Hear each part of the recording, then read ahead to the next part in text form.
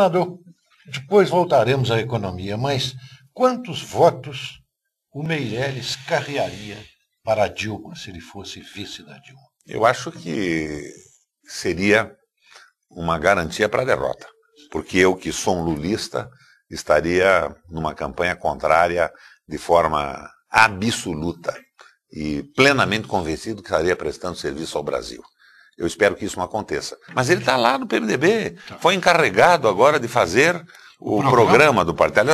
O negócio melhorou um pouco. Ontem o Mangabeira Unger me telefonou, está nos Estados Unidos, e me disse que o Temer o convidou também para redigir o programa. Então seria um programa redigido pelo Nelson Jobim, pelo Meirelles, pelo Mangabeira Unger e por aquele rapaz lá do Rio de Janeiro. Foi prefeito de Niterói, de cabeça branca. Me fugiu o nome agora, mas... Casado com a filha do Vargas.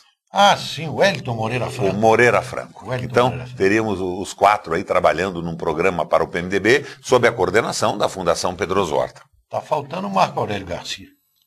O Marco Aurélio Garcia, são essas coisas que eu não entendo, o Franklin Martins, o Marco Aurélio Garcia e o governo associado ao capital vadio, ao Meirelles, que era o presidente da Associação de Bancos Internacionais no país, representante do capital predador. Eu não entendo a convivência dessas pessoas tão díspares. Os especuladores estão com o Lula e não abrem, não admitem outro candidato que não seja a Dilma por causa do Lula. Pois é, e a Dilma tem essa posição. Eu vi as conclusões da convenção do PT. É interessante, eles dão uma radicalizada aonde, a meu ver, não precisavam radicalizar. Então, de repente, eles assumem uma postura esquerdista. Nós queremos a Comissão da Verdade, apurar os torturadores. Controle dos meios de comunicação. Controle dos meios de comunicação. Esta gente já morreu. Esses torturadores essas torturas ocorreram há 44 anos atrás. Eu acho que eles podiam fazer o que eu fiz. Eu acho que essas coisas têm que ser compreendidas pelo país. As punições tinham que ser realizadas. Mas eu assumi o governo e abri todos os arquivos do Departamento de Ordem Política e Social. Não criei comissão nenhuma. Eu coloquei à disposição das universidades, dos historiadores, da sociedade civil. Mexer nisso agora é uma bobagem. A meu ver, o presidente devia abandonar o capital vadio e financeiro, montar uma coalizão progressista, avançada, moderna e nacionalista, trazendo a opinião do Exército inteira para uma proposta de nação, e não procurar uma reação corporativa por uma medida absolutamente sem consequência real, válida. Eu acho que são os erros, mas com toda essa história de um esquerdismo programático, esqueceram de dizer o que iam fazer com a macroeconomia. Quem é que vai mandar no Banco Central? Vale aquela proposta que está lá no Congresso Nacional, segundo me diz, já falei com você sobre isso aqui, com apoio do Mercadante, de Banco Central independente, na mão dos banqueiros? A essência do comando da nação hoje está na decisão de quem manda na economia. Se são os brasileiros, se a economia vai ser dirigida para gerar empregos, para desenvolver o país, ou se nós vamos continuar um mercado à disposição dos especuladores e exploradores no mundo inteiro. Isso não se define. Agora, nem o PT, nem o PSDB. Eles querem fazer um processo eleitoral em que o Serra vai dizer: eu proibi o uso do cigarro, escrevi na carteira, faz mal para a saúde. E a Dilma diz: mas eu sou a mãe do PAC. E o Serra diz: mas eu sou o tio da nova saúde pública do Brasil. Isto é absolutamente ridículo, estão fugindo da discussão programática e isto é muito mal para o país. Não há dúvida nenhuma. Governador, o senhor tem colocado suas ideias, suas posturas nas viagens que tem feito pelo país. Mas há um boicote óbvio da grande imprensa, principalmente, diante da sua pré-candidatura. A que o senhor atribui isso? Bom, pelas posições que eu tenho.